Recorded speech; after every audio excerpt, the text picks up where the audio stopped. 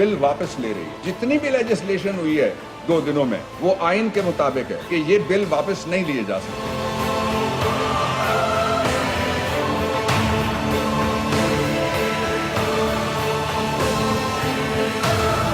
Article 51 sub clause 5 कह रही है कि जो इंतखाबी हलके बनाए जाएंगे और जो इंतखाबी हलकों की तकसीम होगी सूबों के दरमियान वो पॉपुलेशन आबादी की बुनियाद पर होगी। हुकूमत ने एक बुलडोज कानून करके उसे वोटर रजिस्ट्रेशन पे तब्दील करने की कोशिश की।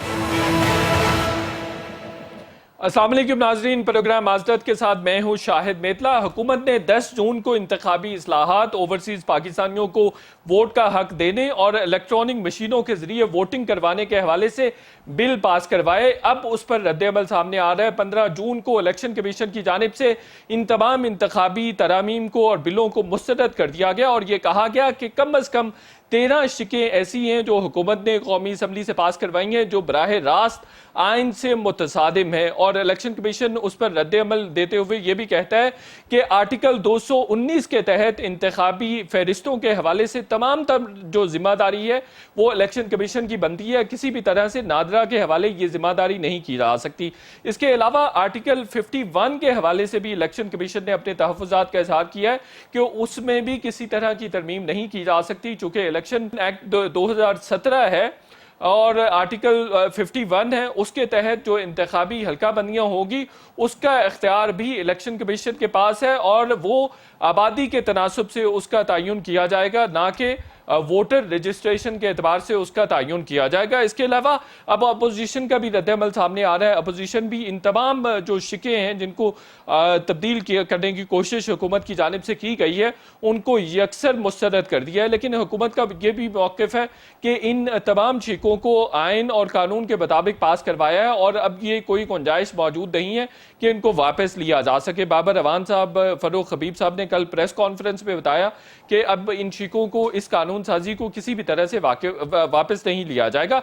इससे पहले स्पीकर कौमी असम्बली असद कैसर साहब ऐवान में ये कह चुके थे कि इन तमाम जो कानून साजी है जो कि अपोजिशन की गैर मौजूदगी में हुई है उस पर नजर सानी की जाएगी और इसके लिए एक कमेटी भी तश्कील दी गई, लेकिन अब उस पर हुकूमत का मौक़िफ़ यकसर तब्दील हो गया और अब वो ये कह रहे हैं कि ये कानून साजी किसी भी तरह से वापस नहीं होगी। दूसरी जानिब हिज़्ब इख्तिलाफ के लीडर शहबाज शरीफ साहब ने चीफ इलेक्शन कमिश्नर को ख़त भी लिखा है और इस गैर कानूनी और गैर आइनी कानून साजी का नोटिस लेने का कहा है।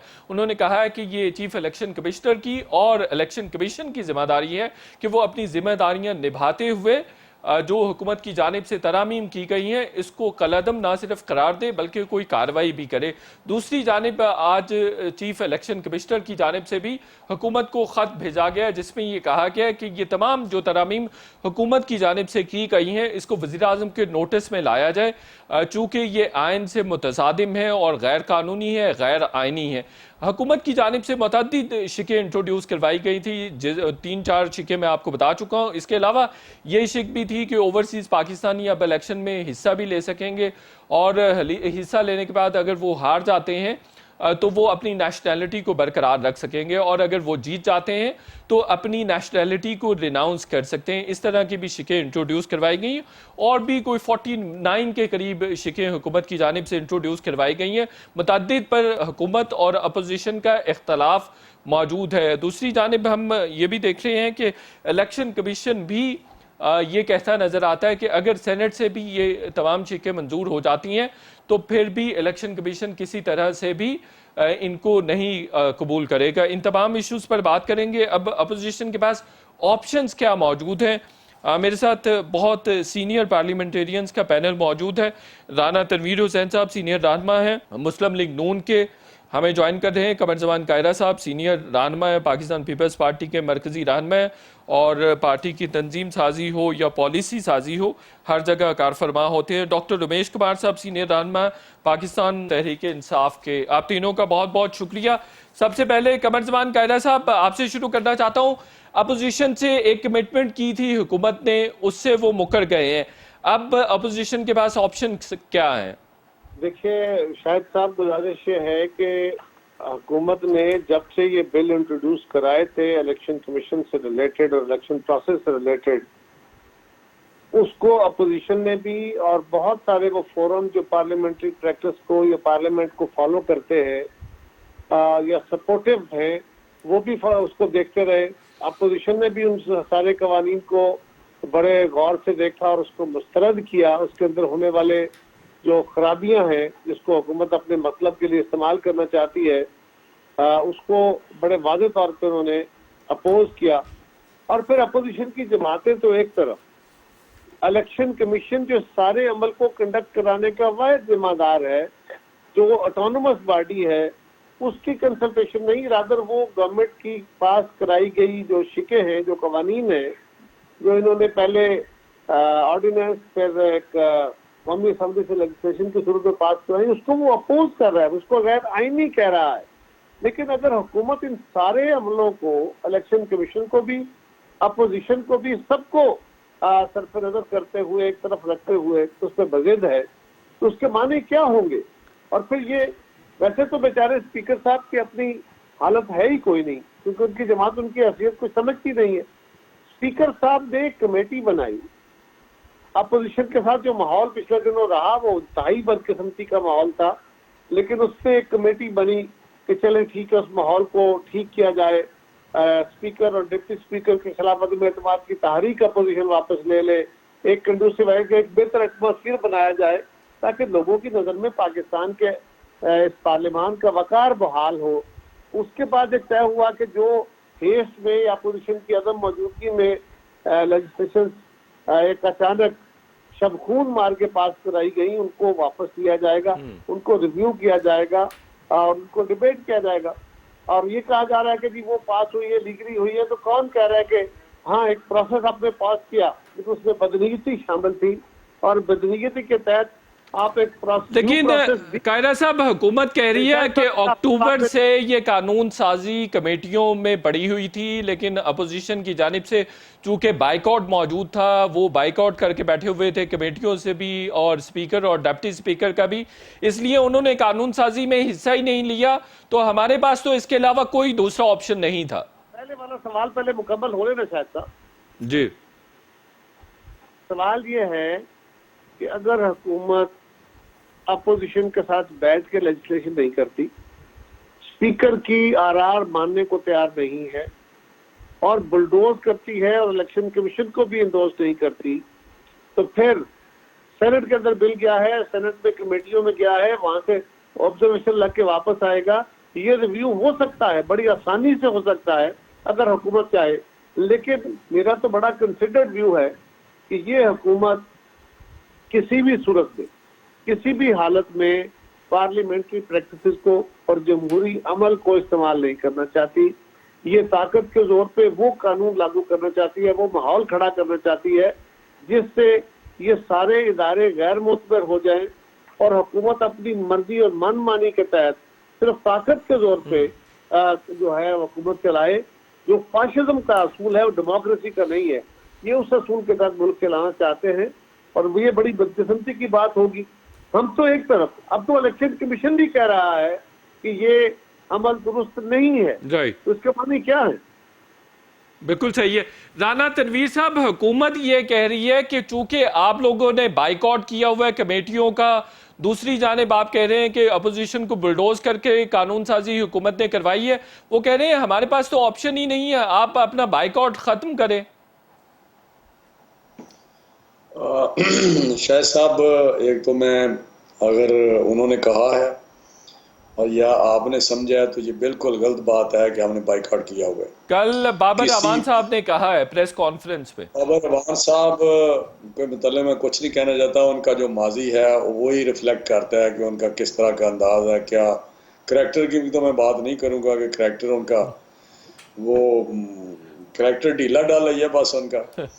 तो मैं समझता हूँ कि ये जो बात करना है कि हमने बाइकआउट किया है, मैं आपको ये बता रहा हूँ कि हमने बाइकआउट नहीं किया। स्टैंडिंग कमेटीज़ में सारे हमारे लोग जाते हैं, काम करते हैं और उसी अंदाज में ये ज़बरदस्ती वहाँ से बिल शिल ले आते हैं, क्योंकि इनकी जो चेयरमैनियाँ हैं कुछ कमेटीज़ की इनके पास है, वहाँ पे ये भी बुलडोज करते हैं और ये ले आते हैं। लेकिन मैं इससे हट के बात करना चाहता हूँ। ये जो अभी ये लेजिस्लेशन हुई है, खैरा साहब शायद वो नहीं कह सके बात कि वो इलीगल हुई है। वो आप तो कहते हैं ना, वो कहते कि पास हुई है, वो इलीगल लेजिस्लेशन है। हेस्टी और इलीगल हम उसको कहते हैं। बिल्कुल हमने ये लफ्ज लिखे हैं कि ये हेस्टी और इलीगल था, और वो जो कमेटी फॉर्म करनी है उसमें भी है हमारा ये बीच में हमारा ये लिखा गया है हमारा स्टांस, क्योंकि अपोजिशन कहती है ये हेस्टी और इलीगल लेजिस्लेशन हुई है, और इसी वजह से उस डिप्टी स्पीकर की कंडक्ट जो था उस दिन इलीगल लेजिस्लेशन करा रहा था, हेस्टी लेजिस्लेशन करा रहा था। आगे से तो कोई बोल ही नहीं रहा था, उसने तो क्लब कर दी सारी। उसने कहा फलां से फलां फलां फलां फलां सारे क्लब बिल जो पास है, कोई आगे से बोले ही नहीं है।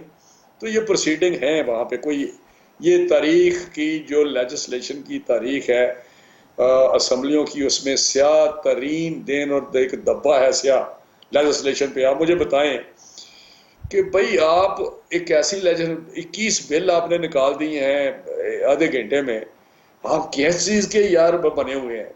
आप कौन से जगह से आप पार्लियामेंटेरियन या पार्लियामेंट में आए हुए हैं, क्या डिसीजन लेके आए हैं? अपोजिशन राना साहब अब करेगी क्या? हुकूमत ने तो कह दिया कि हम वापस नहीं लेंगे इस कानून साजी को। मैं आपको बताता हूं कि जब ये सारी मीटिंग हुई है तो उसमें ये तय पाया था कि काज ऑफ एक्शन जो है, वजह तनाज़ा इस वक्त जो इमीडिएट बनी हुई है, वैसे तो डे 1 से हम समझते हैं कि इनके साथ हमारा एक असूली तनाज़ा है कि ये एक सिलेक्टेड और धांधली से आए हुए लोग हैं, ये हुकूमत को में बिठाए हुए लोग हैं, और वो उस दिन से जिस दिन से ये हुआ है, लेकिन हमने लार्जर इंटरेस्ट में, नेशनल इंटरेस्ट में बहुत सारी चीज़ें डाइजेस्ट की, ऑब्जर्व की और चल पड़े।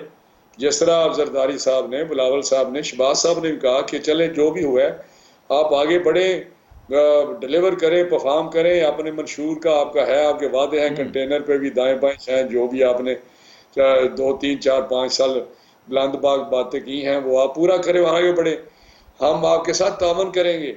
ये लफ्ज थे, ये डॉक्टर साहब बैठे हुए हैं, ये बता देंगे आपको। उन्होंने कहा जी हम आपके तावन करेंगे, ताकि बिलावल साहब जो मैं समझता हूं कि इतनी बड़ी पार्टी का चेयरमैन है, उसने कहा कदम बढ़ाओ इमरान खान, हम तुम्हारे साथ। जी बिल्कुल। और उन्होंने जब कहा कि आप सिलेक्टेड हैं अपनी स्पीच में, तो इन्होंने डेस्क भी बजाए। लेकिन जब हमने वहां इस तनाज़े पे बात की, जो इमीडिएट तनाज़ा था कि ये जो लेजिस्लेशन हुई है ये हमें एक्सेप्टेबल नहीं है, पहले भी इस तरह का वाकया हो चुका है, और वो बाकी दोबारा रिवाइव की गई, वापस ली गई और दोबारा पेश की गई असम्बली में, वापस हुई थी वो लेजिस्लेशन। तो उधर ये हमारा तय पाया, परवेज खटक साहब थे, असद उमर साहब थे, अली मोहम्मद खान, डोगर साहब, कुछ 4 5 6 थे ये लोग, शायद शाह महमूद कुरैशी साहब ही थे।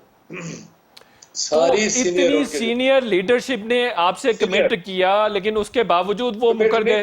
मेरी बात तो सुन लेना आप जल्दी में, अगर आपने सुनना है तो पूरी आपको पता चलना चाहिए ना। उधर बाबर अवार साहब भी थे, ये जो बाबर वान जिनकी आप बात कर रहे हैं, इनकी प्रपोजल थी ये कि अब क्योंकि ये लेजिस्लेशन हम मानते हैं, बिल्कुल हम वापस लेने को तैयार हैं, क्योंकि ये चली गई है सेनेट में और ये no it's the property of senate, तो वहां पे वो स्टैंडिंग कमेटी को कुछ बिल चले गए। तो अब लीगली टेक्निकली देखना पड़ेगा। हम चाहते थे कि ये अभी हो तब हम इनके साथ चलते हैं, तो उन्होंने कहा जी अभी तो ये देखना पड़ेगा किस तरह, या तो नेशनल असेंबली से पास होता और आगे ना जाते तो हम इधर ही उसको ले लेते। तो ये एक कमेटी बना देते हैं जो ये देखेगी कि किस तरह इनको रिवाइव किया, वापस लिया जा सकता है। वो देखेगी इसके रूल्स रेगुलेशन, वो देखेगी कि क्या ऑप्शंस हैं, कितनी स्पेस है उसमें हम उनको वापस ले आए। सेनेट वालों से हम कह सकते हैं या नहीं कह सकते वापस कर दें।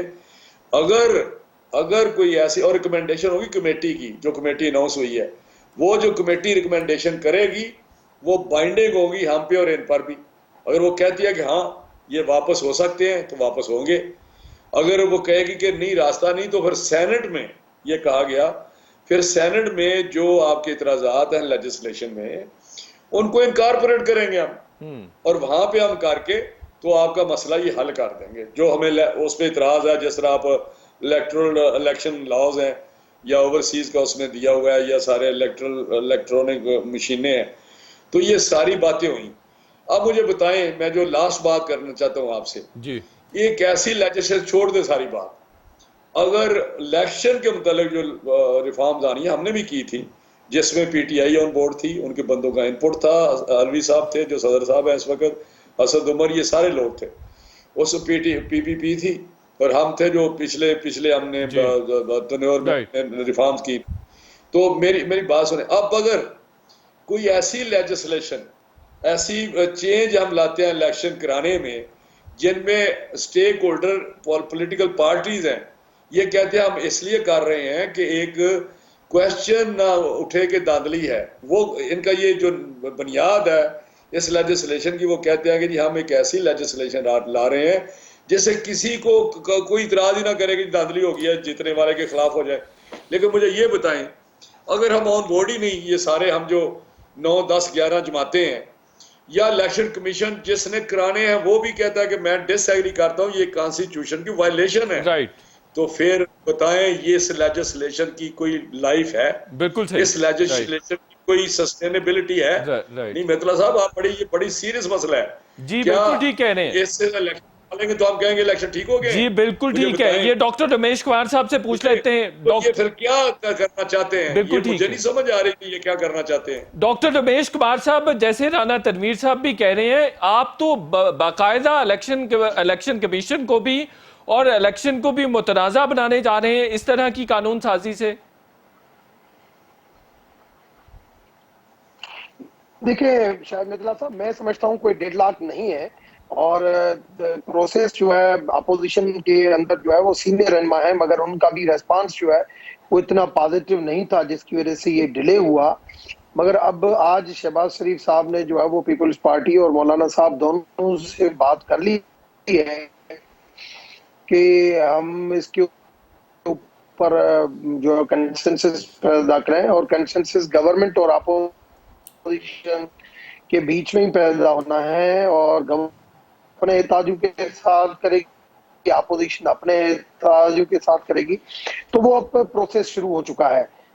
नंबर 1 नंबर हो जाती है तो वो ऑन सेनेट प्लेटफॉर्म पे वो कंसेंसस डिवाइड या वापस नेशनल, ये लीगलिटी चेक करके, और उसको बाबर रहमान ने जो लीगल इशू जो बताया है कि वो सेनेट में हो, मेन चीज है कि कंसेंसस होना चाहिए। कंसेंसस अगर सेनेट की स्टैंडिंग कमेटी में होगा तो भी वो बिल दोबारा वापस नेशनल असेंबली में आएगा, उससे कोई फर्क नहीं पड़ता। इसमें अन्ना की बात नहीं है इसमें, क्योंकि अगर सेनेट में वहां पे पास करके जो भी मेन हेड है किसी कंसेंसस के ऊपर। मगर एक चीज ये क्लियर है कि अगर कोई भी बिल अगर विदाउट कंसेंसस होता है तो वो मेरे ख्याल में इलेक्शन के हवाले से इलेक्टोरल रिफॉर्म बिल जो है वो बेमाना हो जाता है मेरी नजर में। तो बाबर अवान साहब तो ये कह रहे हैं कि सेनेट से पास करवाएंगे, हम सेनेट से पास करवाएंगे। वो तो ये कह रहे हैं कि ना वापस लेंगे, वो कह रहे हैं सेनेट से भी पास करवा लेंगे। बाबर अवान की तो शायद साहब, मैं देखो बाबर अवान की बात नहीं करूंगा। मैं कहूं कि इस वक्त ये कंसेंसस है और सारे लोग हम यही कह रहे हैं कि इलेक्टोरल रिफॉर्म के अंदर इलेक्शन कमीशन समेत ऑल पॉलिटिकल पार्टीज का जो है वो कंसेंसस जब तक नहीं होगा तब तक ये जो 70 से लेके आज तक एक दूसरे के ऊपर उंगलियां उठती आ रही है। 2002 से मैं हिस्सा बन रहा हूं इलेक्शन का, जो जीतता है दूसरा हारने वाला उसको मुतनाज़ा कहता है कि ये प्रैक्टिस अब खत्म होनी चाहिए। अब दुनिया हमारे ऊपर हंस रही है कि हम क्या करने जा रहे हैं। एक सवाल यहाँ ले लीजिए डॉक्टर साहब, इलेक्टोरल रिफॉर्म के ऊपर सारी पॉलिटिकल पार्टीज अगर कंसेंसस, एक सवाल ले लीजिए। मैं ये कह रहा हूं कि इलेक्शन कमीशन ने भी खत भी लिखा है, 15 जून को उन्होंने प्रेस रिलीज भी इशू की है। उन्होंने कहा है 13 शिकें कम अज कम ऐसी हैं जो आइन से बराह रास्त मुतसादिम है। तो आपके पास कोई लीगल एक्सपर्ट्स नहीं है जो ये सारी चीजें लुक आफ्टर कर सकें? अगर कोई भी इलेक्टोरल रिफॉर्म के अंदर अगर कोई भी चीज जो आइन से मुतसादम होगी वहां पे कॉन्स्टिट्यूशनल अमेंडमेंट होगी, और जहां पे आइन के साथ मुतसादम नहीं होगी वहां पे कॉन्स्टिट्यूशनल अमेंडमेंट की जरूरत नहीं होगी, वो थ्रू एक्ट होगा। अब वो डिसाइड नेशनल असेंबली और सेनेट के अंदर ऑल पॉलिटिकल पार्टीज करेंगी।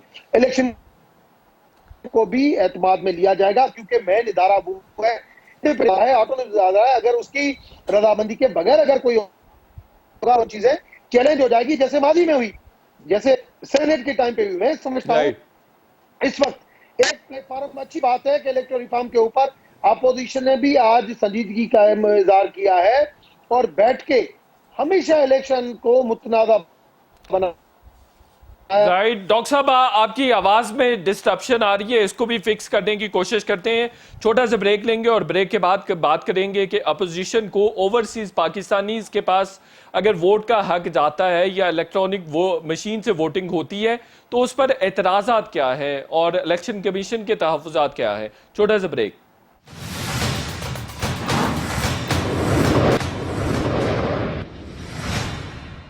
वेलकम बैक नाज़रीन। कायरा साहब, आर्टिकल 219 का भी इलेक्शन कमीशन ने हवाला दिया है कि उसके मुताबिक इंतखाबी फहरिस्तों की जो तैयारी है वो इलेक्शन कमीशन का इस्तेहकाक है, इख्तियार है। आपको क्यों लगता है कि हुकूमत इसको भी बदलना चाहती है? देखिए मेरे साहब, गुजारिश है कि अगर आप अच्छा काम भी कर रहे हो और आपका तरीकाकार दुरुस्त ना हो तो वो काम भी मुतनाज़ा हो जाता है। हमारे दौर में भी इलेक्टोरल रिफॉर्म्स हुए, मुस्लिम लीग के दौर में भी इलेक्टोरल रिफॉर्म्स हुए। इलेक्शन कमीशन को ऑटोनोमस करने का, शनाख्ती कार्ड के जरिए वोट का, इंदराज का, और बहुत सारी रिफॉर्म्स हमारे दौर में हुई। फिर 2017 में मियां साहब की गवर्नमेंट में, मुस्लिम लीग की गवर्नमेंट में, जो इस वक्त इलेक्शन लॉज हैं, ये उनके दौर में रिफॉर्म्स आके हुए। उस वक्त भी और हमारे दौर में भी इसमें सारी जमातें बैठी, इलेक्शन कमीशन से इनपुट ली गई और उसके मुताबिक कानून साजी हुई।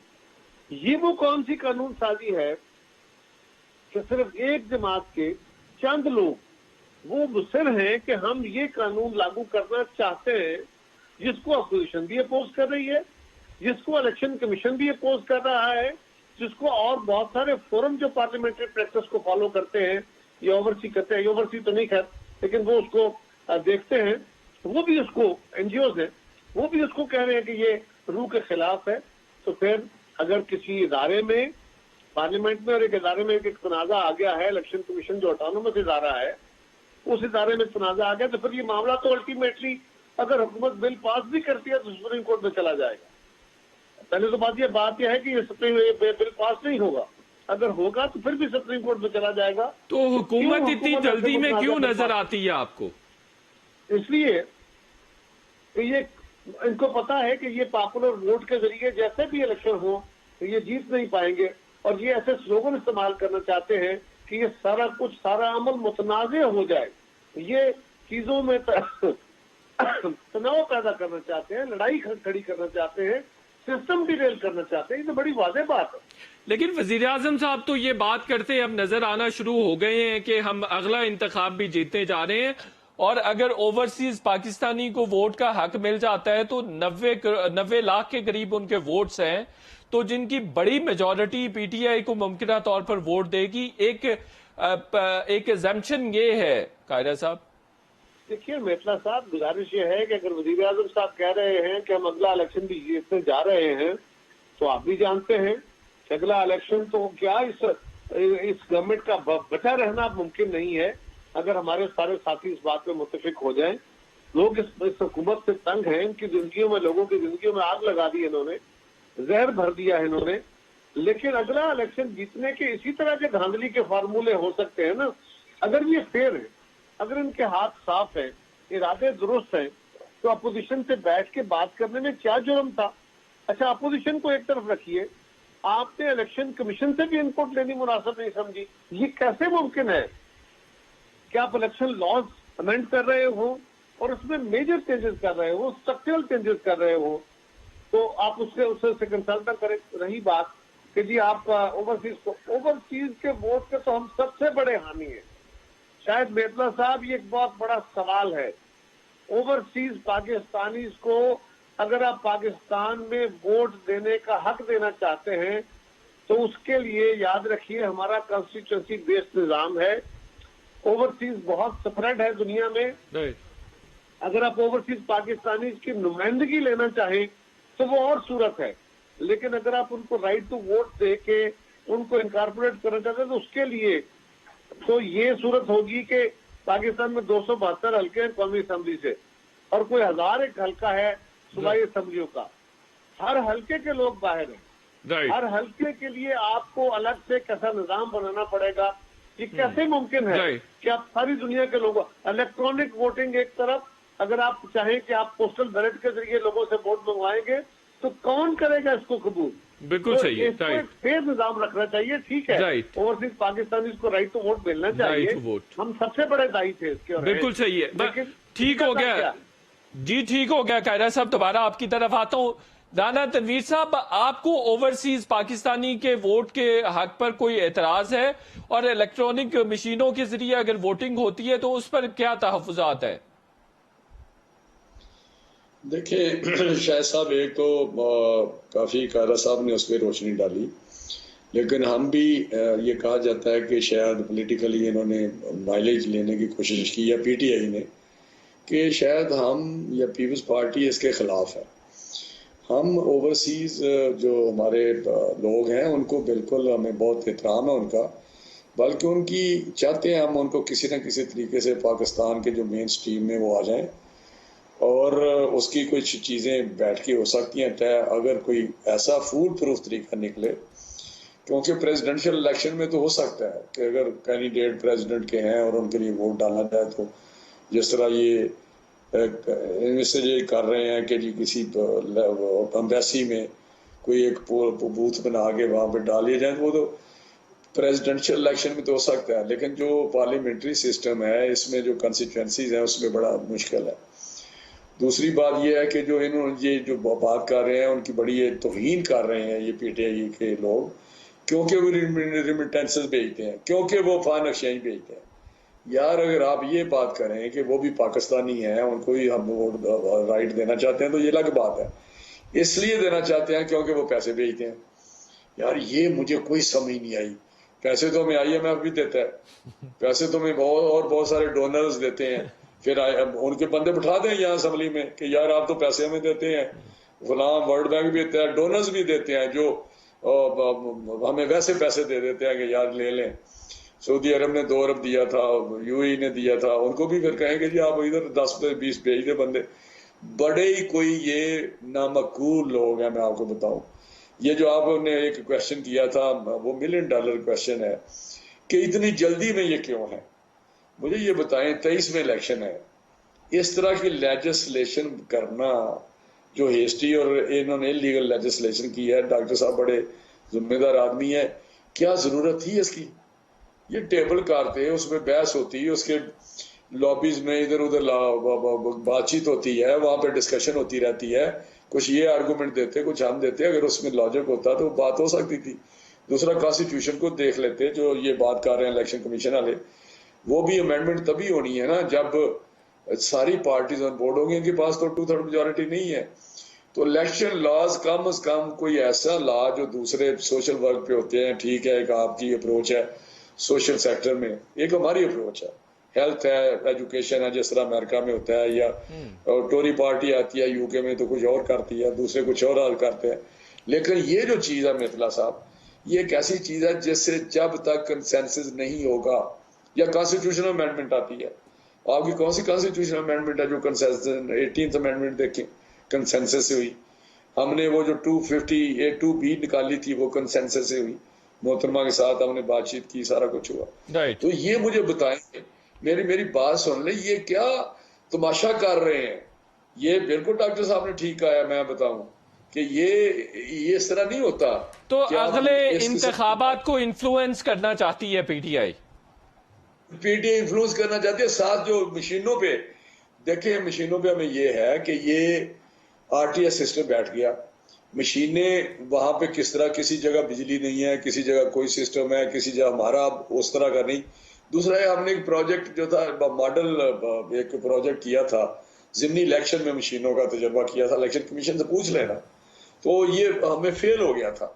मशीनें तैयार की, पैसे खर्च किए, हल्के हल्के मुआए, डॉक्टर साहब को शायद पता हो उस वक्त, तो वहां पे वो कहते नहीं काम कर। दूसरे जिन मुल्कों ने ये एक्सपीरियंस किया है, 90% वो अबंडन कर चुके हैं, छोड़ चुके हैं इसको। वो कहता है जी ये वर्केबल नहीं है, ये नहीं चल सकता सिस्टम। लेकिन 20 मुल्कों में अभी भी इलेक्ट्रॉनिक मशीनों के जरिए वोटिंग हो रही है। इंडिया भी, अमेरिका भी, जर्मनी भी शामिल है। लाइटर साइड पे मैं बात करना चाहता हूँ आपको। वो अगले दिन कोई बात हो रही थी कि जी एक लाइट मूड में कोई कह रहा था पीटीआई का कि ये मशीन तो फिर हमारे हक में चलनी है ना। तो मैंने कहा यार ये तो उस वक्त पता चलेगा ना कि आपके हक में चलती है या आपके खिलाफ चल जाती है।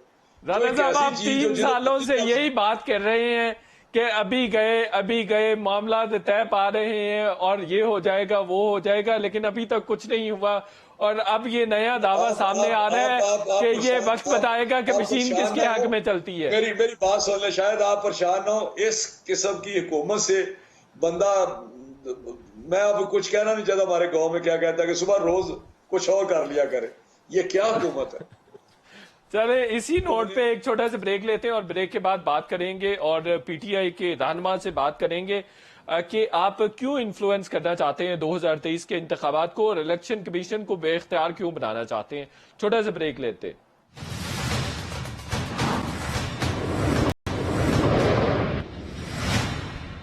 वेलकम बैक नाजरीन। डॉक्टर रमेश कुमार साहब, जो लेजिस्लेशन आपने इंट्रोड्यूस करवाई है उससे तो इलेक्शन कमीशन बिल्कुल बेख्तियार हो जाएगा, जबकि माजी में आपके ये दावे रहे हैं कि हम शफाफ इंतखाबात करवाना चाहते हैं, इलेक्शन कमीशन को मजीद बाख्तियार बनाना चाहते हैं, लेकिन जो आपके अमाल हैं वो बिल्कुल बरक्स है आपके दावों के।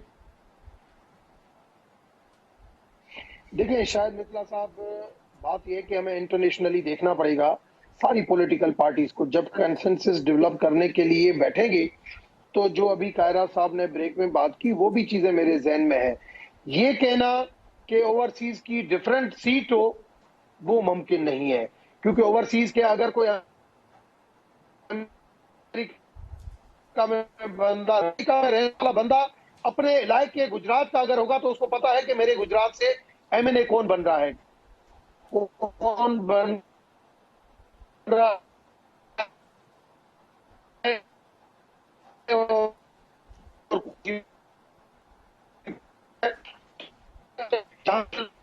वो वोट जो है उनका काउंट होता है। डॉक्टर रमेश कुमार साहब, आपकी ऑडियो का इशू दोबारा आ रहा है। हैदराबाद, दोबारा आपकी ऑडियो का इशू आ रहा है। चले, मैंने कहा हैदराबाद में दें। वक्त खत्म हो रहा है। डॉक्टर रमेश कुमार साहब, आपकी ऑडियो भी सही नहीं है। कायरा साहब, ब्रीफ सा कमेंट कर दें कि इलेक्शन कमीशन को क्या करना चाहिए।